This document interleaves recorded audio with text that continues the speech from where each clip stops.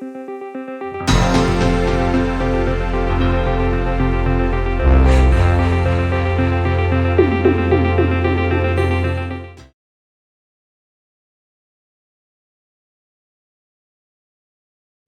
perkenalkan nama aku Feli. Di video ini kita akan menjawab pertanyaan yang paling sering ditanyakan ketika mau beli properti pertama.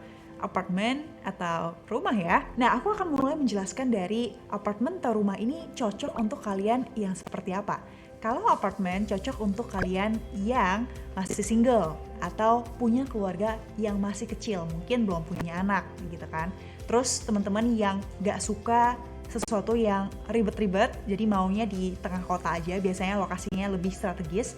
Dan ketiga, kalian yang lebih suka minimalis living, jadi tempat tinggal yang kecil, yang compact, nggak masalah. Kemudian kalian akan lebih cocok untuk rumah tapak kalau misalnya sudah punya keluarga yang besar, misal 1 atau 2 anak atau lebih. Dan yang suka conventional living, punya rumah yang kemudian ada taman atau pekarangannya dan kompleks di sekelilingnya. Dan cocok juga untuk kalian yang punya budget yang lebih besar dan tidak masalah untuk tinggal di daerah yang lebih jauh atau kurang strategis. Kemudian ketika menentukan apartemen atau rumah, penting untuk tahu kelebihan dan kekurangannya. Aku akan mulai dari kelebihan dan kekurangan dari apartemen ya. Nah, kalau apartemen tuh biasanya lokasi strategis di tengah kota, jadi kalau mau kemana-mana tuh nggak jauh. Dan banyak fasilitas mewah nih di sekelilingnya, karena lokasinya yang biasa ada di tengah kota. Dan kemudian apartemen juga menyediakan maintenance, misalnya ada tikus masuk rumah, atau ada ledeng air yang bocor, atau ada atap yang rusak gitu ya.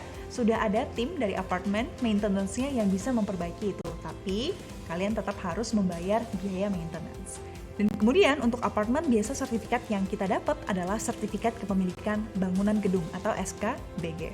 Nah, tapi kalau memilih apartemen, kekurangannya adalah kita nggak punya nih tanahnya dan susah untuk dikembangkan. Jadi kalau kita beli apartemen yang 100 square meter, ya udah segitu aja. Kalau mau tambah, ya susah gitu kan, nggak bisa malah.